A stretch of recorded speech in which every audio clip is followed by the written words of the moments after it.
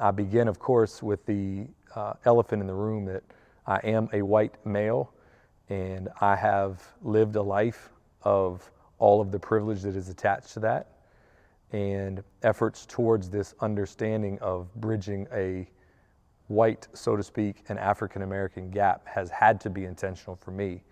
And I've had to get out of my own way of privilege, and that has had to be intentional. My cultural awakening really is, my best memories are of two things in particular. The beginning of it really was in 9th grade. For some reason, I picked up the book, The Autobiography of Malcolm X by Alex Haley. And I've since read it multiple other times. And I don't know why I picked that book up when I was 14 years old, but it really stuck with me and resonated with me. And in terms of beginning to understand an African-American experience from an African-American point of view, and my experience really needed to be a literary one, because that's just what I had access to.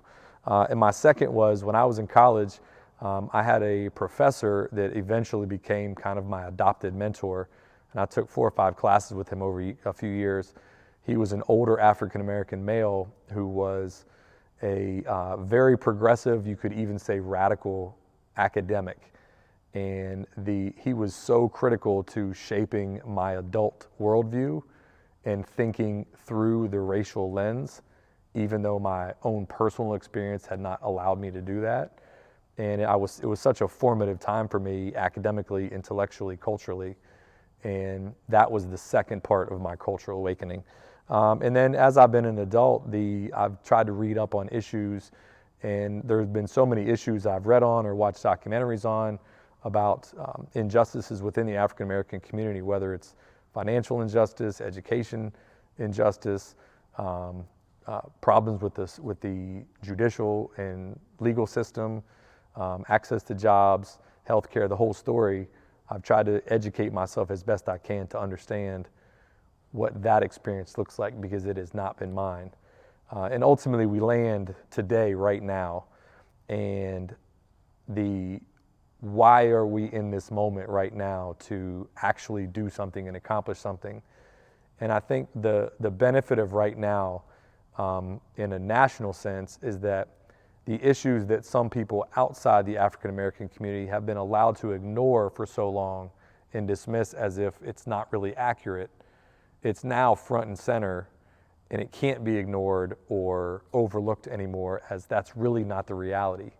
And it's a reality that we really have to own and face as a nation. And the place to begin some kind of change, to me, is in small groups like our churches that have begun the conversation and are now continuing that conversation. And hopefully out of our churches and out of our group dialogue will come a broader awakening and broader efforts to really bridge the gap and make that gap disappear. And that's what I'm prayerful happens. I hope that we as adults who are beginning to have conversation that most people have been fearful or unwilling of having over the years, that we're now finally able to happen and have these conversations through the lens of Christ and the Bible and what it means to worship together and pray together and listen to one another and speak honestly and openly without judgment, that example will be sufficient for younger people, whether they're younger adults or our children, to really see that we hopefully are the turning of the tide in the beginning of a really, really critical conversation. And I think our job as adults is to leave this place a little bit better for those that come behind us, and to teach them that the work that we have now kind of moved into is something that they have a responsibility to be prepared to carry on and improve for the generation behind them.